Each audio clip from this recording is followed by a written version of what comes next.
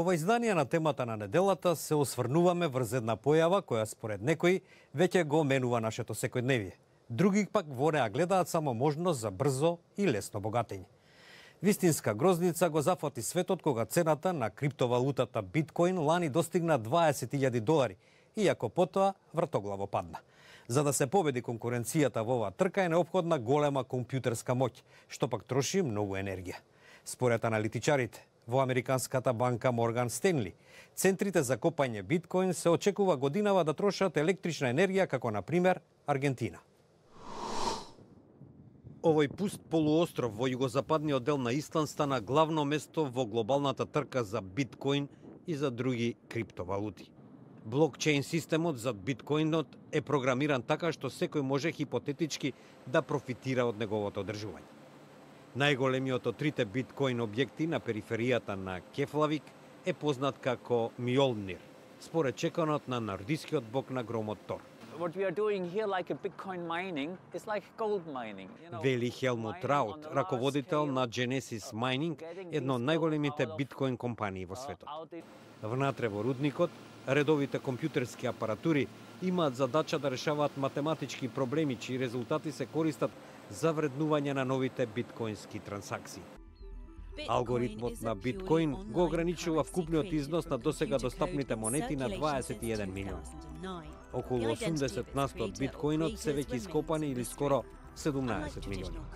Тоа ги прегрева компјутерите, па студената клима е важна за нивно ладење. Јохан Тор Јонсон, директор на Исландскиот центар за податоци, вели дека Исланд ги има сите елементи за успешна биткоин база. It has the abundance of green electricity, it has the cold climate, and it is located in a fairly secure location. Но тоа ги загрижува властите во Рејкјавик, кои поради трошењето големо количество енергија размислуваат и за оданочување на така нареченото биткоин копање. Овој кафе-бар е еден од десетиците други во Берлин кои прифаќаат криптовалути. Also wir sind ein junges Café und wir wollen an den Trends teilhaben, die passieren. Wir glauben an die Zukunft, wir wollen innovativ sein. Вели Јохен Купер, собственик на кафулето. Бидејќи биткоинот е популарен, плаќањето може да потрае и до 1 час за да биде обработена секоја трансакција, а таксата може да достигне и до $20 по трансакција. Bitcoin ist angetreten mit der Herausforderung, eine digitale Alternative für Bargeld zu erfinden. Mittlerweile muss man ehrlicherweise sagen, ist dieses Experiment gescheitert. Вели Флориан Глац, председател на германската блокчейн асоциација, додавајќи дека биткоинот стана своевидно дигитално злато, па затоа луѓето веќе не сакаат да купуваат кафе со него. Во текот на изминативе неколку години, стотици алтернативни криптовалути влегоа на пазарот. Некои се слични на биткоинот. Некои пак се насочени кон одредени групи за трансакции, на пример во рамките на една индустрија или на една географска област. Некои користат и други технологии.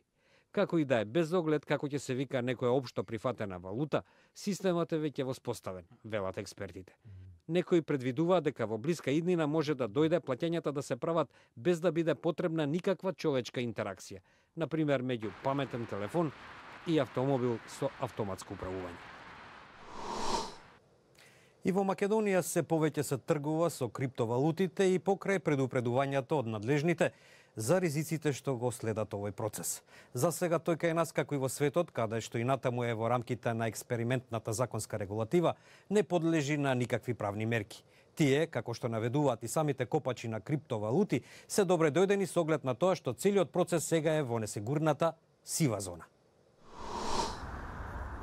Во Македонија регулаторите се уште немаат јасна визија за законска рамка за криптовалутите. Додека се чека конкретен закон, во земјава се тргува со криптовалутите и како што велат се копа. Народната банка на Република Македонија предупреди на ризици од така нареченото копање криптовалути, инвестирањето и тргувањето на берзи со криптовалутите. Но засега ова е сива зона.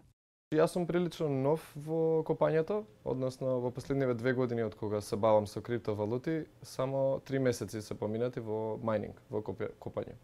процесот копање Спирковски објаснува дека е компјутерски алгоритам кој пресметува и калкулира, односно прави енкрипција на податоците вметнати во системот за трансакции. Во однос на регулацијата со криптовалутите, властите се уште анализираат и бараат соодветно решение. Засега луѓето имаат одврзани раце при инвестирањето, тргувањето и копањето на криптовалутите, смета професорот Мартин Михајлов, кој предава на економскиот факултет при Универзитетот Кирил и Методи Скопје.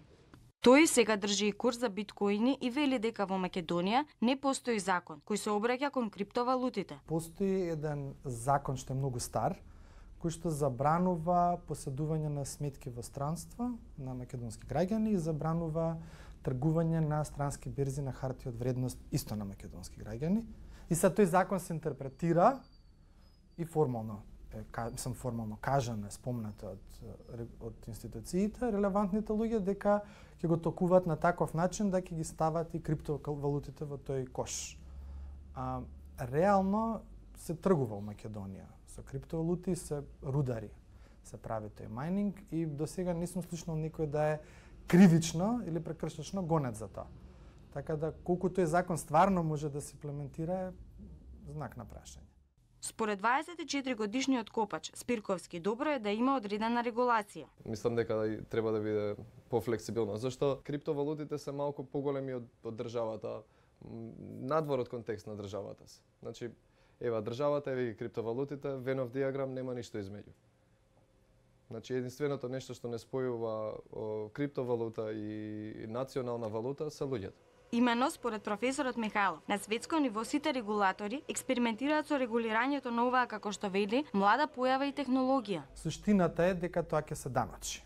Значи, ќе има данок на трансакција на која се купува или продава криптовалута, додека понатаму надвор од данокот или како дополнување или слично, зависи од типот на криптовалута.